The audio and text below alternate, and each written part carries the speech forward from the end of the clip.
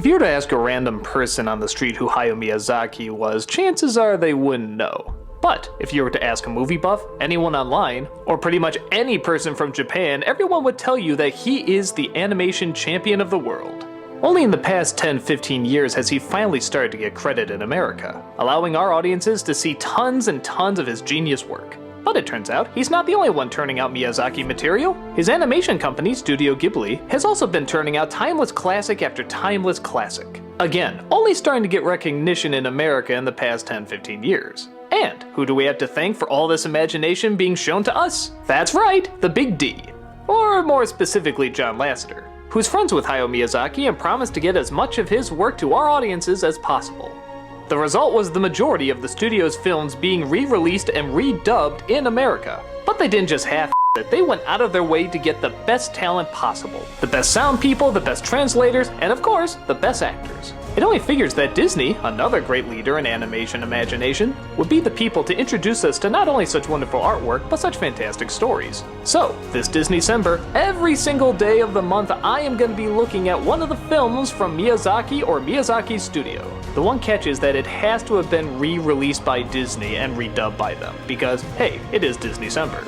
Now there's only one problem with that. There's not enough films to fill out the entire month. So, what am I gonna do? I'm gonna go back to all the films that people requested but I never got around to.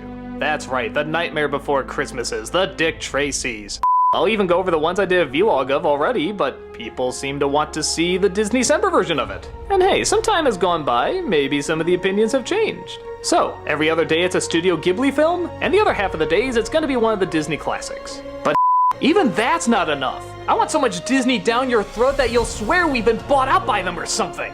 So, I'm gonna give in to peer pressure and also do a vlog series on one that I've been getting a lot of requests to do for a while. That's right, both my brother and I are gonna be doing a vlog series of Gravity Falls, right along with Disney-cember every single day of the month. It'll be the most ambitious Disney-cember yet. You'll be vomiting rainbows a week after watching them. There's a lot of imagination, a lot of great characters, a lot of great stories. There's just a lot of greatness to get through. So sit back everybody, this is Disney-cember, the Studio Ghibli Overlooked Classics and Gravity Falls edition. Let's start with a film that wasn't technically Studio Ghibli when it came out, but they still marketed it under the name and Disney picked it up anyway, so I think it counts. Nausicaa and the Valley of the Wind, a film surely not to be ignored. This was only director Miyazaki's second film and already it was a gigantic epic. The story centers around a princess. Yeah, get used to seeing those. I think Ghibli might be the only studio that actually uses princesses more than Disney. Who lives in an apocalyptic future. Actually, one of the nicer apocalyptic futures. Very green, lots of mountains, nice scenery. Well, at least in this part of the world. Other parts of the world, there's nothing but war a-brewing. Everyone's attacking everyone, trying to find old monsters and creatures to destroy one another. When those warring countries find the Valley of the Wind, they see an opportunity to use their land and their resources to their advantage. Nausicaa, after discovering the death of her father, peacefully tries to find a way to save everybody and not cause any more bloodshed. Along the way he comes across a boy who's on the other side and asks her to join his quest. But she doesn't want to be on anyone's side, she just wants war to leave and no more people to die. No more people or bugs. Yes, in this futuristic world there's also giant monsters that look like bugs. Even the planes kind of look like bugs, which is kind of cool when you think about it. You assume all birds are gone in this world, so their planes wouldn't really look like birds like ours. Instead, they would look like insects. Kind of a neat note. But nevertheless, Nausicaa doesn't want anything living to perish. So she goes back and forth between every single side imaginable trying to find the peaceful route. For only a second film, it's one of an ambitious project. It tries to throw so much at you, and for the most part, it pays off pretty well. You very easily understand the conflict of every single character, and every single character does have a conflict. It's a lot of fun just seeing them work off each other, trying to figure out strategies, what to do next. Everything is always in a huge rush. Something like that can usually be a little too busy and distracting, but the characters are strong enough to pull it through. At first I thought it was kind of weird that Nausicaa would flip-flop back and forth between sort of this crying, sad, emotional person to this sudden, sword-wielding bad that always seems to have a plan. But when you see what it's all building up to in the end, yeah, actually it does kind of make sense. It's kind of like a peaceful person who knows how to fight but never really wants to fight because she doesn't want to see anyone hurt. So when she does have to do it, or her rage gets the best of her, she feels an incredible amount of guilt. With that said, I love the fact that she always has a plan. I mean, always. Our ship is going down? You go this way, I'll go that way, I'll jump up here and do this thing. Kingdom being overthrown? I'll go this way, you go this way. We'll rendezvous after we do the huge, big, gigantic thing. She isn't just kicking a little bit of and that's it. She always has a strategy, and she comes up with them so fast. She's a lot of fun to watch.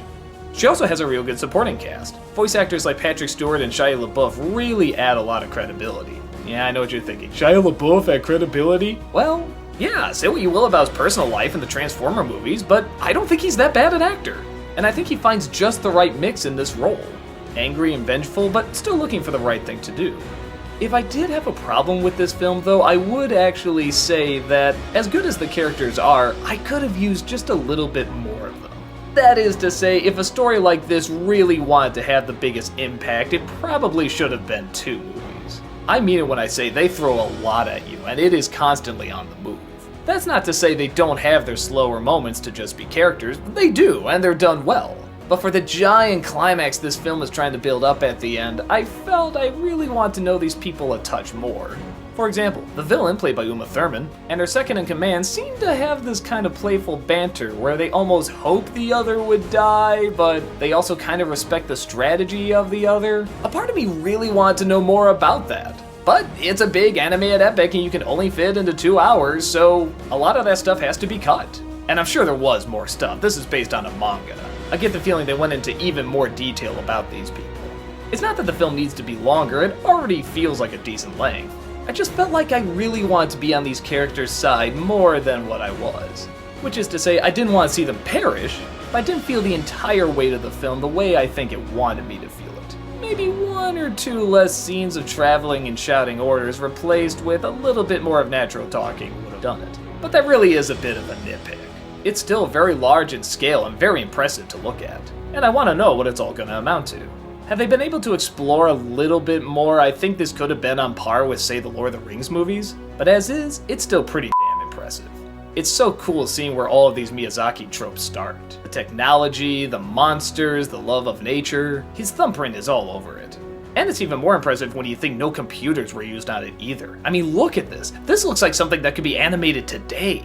Great backgrounds, great environment, great atmosphere, great characters, great story. What else can you say? Nausicaa in the Valley of the Wind is just great. Go take a rent and see for yourself.